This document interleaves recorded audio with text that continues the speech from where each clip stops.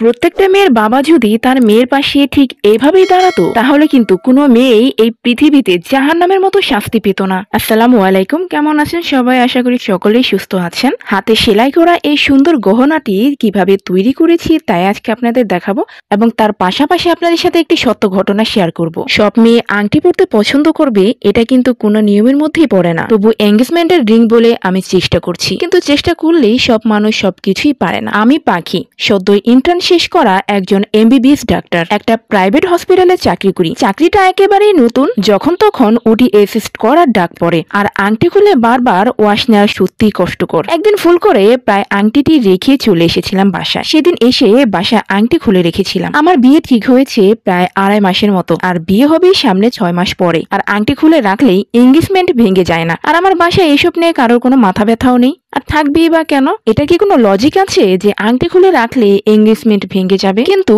হঠাৎ একদিন না জানিয়ে আমার হবু ননদ আর ভাসুরের বউ আমাদের বাসায় এলেন। আংটিটা হাতে নেই এটা দেখেও এই বিষয়ে কিছু বললেন না। কিন্তু রাতে শাহেদ আমাকে ফোন দিল। শাহেদ মানে আমার হবু বর, সেও একজন ডাক্তার। ফোন করলে আমি বুঝে গেলাম এটা নিয়ে ওদের বাসায় তুল কালাম হয়ে গিয়েছে। শাহেদ খুব রাগী গলায় বলল, তুমি নাকি আংটি খুলে রেখেছ, কি এঙ্গেজমেন্টটা কি ভেঙে দিতে যাচ্ছ নাকি? শাহেদের কণ্ঠে উত্তাপ। আমি তখন বললাম, এইসব কি বলছেন? আপনি নিজেও ডাক্তার, আপনি জানেন কোন কারণের জন্য আমি আংটি খুলে রাখতে পারি। তখন শাহেদ বলল, আমার সাথে ডাক্তারই ছিল না, আমি 8 বছরের সিনিয়র তোমার, আজে আমার সাথে এসব টপিক নিয়ে কথা বলার একদমই চেষ্টাই করো না। ভালো ভালো হাতে আংটিটা পরে রাখবে তুমি। আর এরপরে শাহেদ লাইনটি কেটে দিল। আমি তো একদমই অবাক হয়ে গেলাম, এত ছোট একটা বিষয় নিয়ে এত বড় একটি কাণ্ড হয়ে গেল। এরপর থেকে কষ্ট হলে ওনার কথা মেনে চলার চেষ্টা করি। পরের সপ্তাহে এক বিকেলে রেস্টুরেন্টে বসে শাহেদ আর আমি কফি খাচ্ছিলাম। তখন শাহেদ বলে উঠল, শোনো পাখি, নাচনেওয়ালিদের মতো আর কোনোদিন নূপুর পড়বে না, আমার বাবা মা কেউ পছন্দ করে না। তখন আমি বলে উঠলাম, নূপুর তো আমার অনেক পছন্দ, এটা গত বছর বার্থডেতে বাবা আমাকে উপহার দিয়েছে। আমার কথা শেষ হতে না হতেই তখন শাহেদ গম্ভীর কণ্ঠে বলে উঠল, এখন তোমার বাবা মার কথা ভাবতে হবে না, এখন থেকে আমার বাবা মার কথাই ভাববে তুমি। আমি তখন অপমানে চুপচাপ মাথা নিচু করে শুনছিলাম কথাগুলো। তার 2 দিন পরে আমার এক কলিগের বার্থডে ছিল। সবাই মিলে খুব ছোট্ট করে হসপিটালে একটা কেক কাটলাম। আমার আরেক কলিগ ছবি তুলে সবাইকে করে দিল। সেই ছবির নিচে আমার হবু ননদ কমেন্ট করলো, শুনো পাখি আপু, এখন তোমার বিয়ে ঠিক হয়ে গিয়েছে, এইসব ঢলাঢলি ছাড়তে হবে কিন্তু তোমার, আমাদের ফ্যামিলিতে কিন্তু এইসব একদমই চলবে না। আমি একদমই হতভম্ব হয়ে গেলাম। ও আমাকে ইনবক্সে এইসব কথা বলতে পারতো, সবার সামনে যেতে এখন আমার লজ্জা লাগছে। এতটা কমন সেন্সহীন মানুষ কিভাবে হয়? এই বিষয়গুলো আমার মনে খুবই আঘাত দিচ্ছিল। বিয়ের আর কিছুদিন মাত্র বাকি। আমার হবু শাশুড়ি ফোন দিয়েছেন। ফোন ধরার সাথে সাথে আমি সালাম জানালাম। তখন শাশুড়ি আমাকে বলল, কেমন আছো? আমি বললাম, জি ভালো আছি, আপনি কেমন আছেন? সে বলল সেও ভালো আছে। তখন বলল, শুনো, বিয়ে তো আর বেশি দিন বাকি নেই, তো তোমার ব্লাউজের মাপটা দিলে সুবিধা হয় আর কি। কাল আমার ছোট মেয়েকে পাঠিয়ে দেব, ওর কাছে যা যা দেওয়ার দরকার তা দিয়ে দিবে। কথা শেষে আমি ফোন রেখে দিলাম এবং রাতে আমি শাহেদকে ফোন করে বললাম, মা ফোন করেছিল আর বাকি যা যা কথা হয়েছে সবই বললাম। তখন শাহেদ বলল, হ্যাঁ তো সমস্যা কোথায়? তখন আমি বললাম, না না কোনো সমস্যা না, আমি বলতে চাচ্ছি আমি আসলে বিয়েতে শাড়ি না লেহেঙ্গা পরতে চাই, আমার অনেক দিনের ইচ্ছে। তখন শাহেদ বলে উঠলো, তুমি বলিউডের নায়িকা না, এটা মাথায় রেখো। তখন আমার ভীষণ রাগ হলো, এতে নায়িকা হওয়ার কি আছে?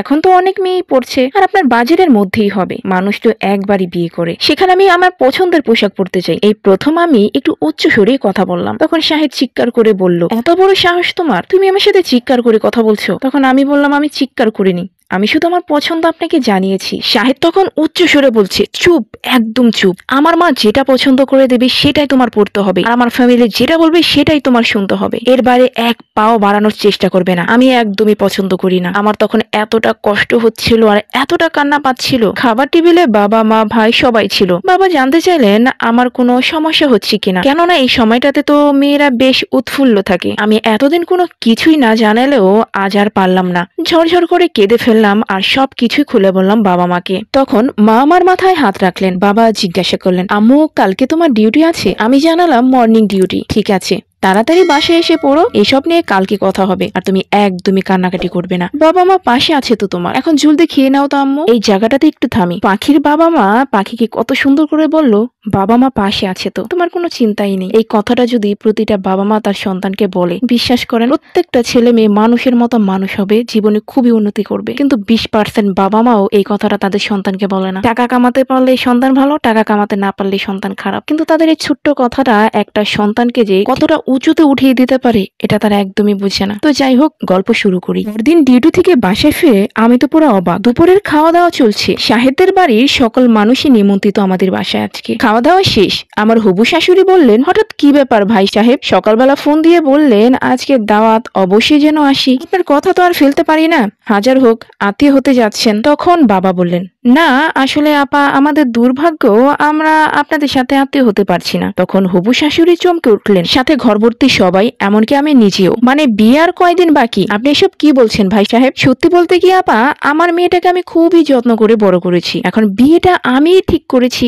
এখন নিজের মেয়ের কাছে যেন আমি মুখ দেখাতে লজ্জা পাচ্ছি। তখন শাশুড়ি বলে উঠলেন, আপনি বলতে কি চাচ্ছেন? বাবা তখন গম্ভীর করে বললেন, আমার মেয়েটা আংটি পরতে পছন্দ করে না, তবুও সে পড়েছে আপনাদের মন রক্ষা করার জন্য। আর নুপুর পড়লেই কেউ নাচনেওয়ালি হয়ে যায় না, এটা তার শখের ব্যাপার। ছেলে বন্ধু কলেজ থাকবে, যেহেতু আমার মেয়ে একজন শিক্ষিত কর্মজীবী মেয়ে, সেটা নিয়ে আপনার ইন্টারমিডিয়েট ফেল করা মেয়ে কথা শোনাতে পারে না। আর এখনকার বিয়েগুলোতে বরকনে মিলেই তাদের বিয়ের ড্রেস আপ, গেট আপ কেমন হবে তা ঠিক করে, আপনাদের মতো বুড়ো হাবড়ারা ঠিক করে না। আর আপনার ছেলে তো বলেই দিয়েছে সবকিছু আপনার কথাতেই চলবে, আপনার ফ্যামিলির বাইরে যাওয়া যাবে না একদমই। নিজের বাবা মা চলেই যাক, কিন্তু তার বাবা মা ঠিক রাখলেই হবে। এত কিছু শুনে আমি আমার মেয়েটাকে কি করে নরকে ধাক্কা দিয়ে ফেলে দিতে পারি বলুন তো? তখন হবু শাশুড়ি বলছে, না না শুনুন, কোথাও আপনাদের ভুল হচ্ছে। তখন বাবা বলল, জি আপা, ভুল হয়েছিল। বয়সের 8 বছরের বড় একটা ছেলের সাথে শুধুমাত্র তার ডিগ্রি দেখে মেয়ের বিয়ে ঠিক করেছিলাম, এটা আমার জন্য লজ্জা। আমি ছেলের সংস্কার দেখিনি, ছেলের মনে আমার মেয়ের জন্য কোনো কমলতা আছে কিনা সেটাও দেখিনি। তাই বাবা, তুমি তোমার মায়ের মনের মতো, তোমার ফ্যামিলির মতো কাউকে খুঁজে তুমি বিয়ে করে নিতে পারো, আমি আমার মেয়েকে তোমার কাছে বিয়ে দিতে পারবো না। এই কথা শুনে তারা মাথা নিচু করে বাড়ি থেকে বেরিয়ে গেল। আর তখন আমার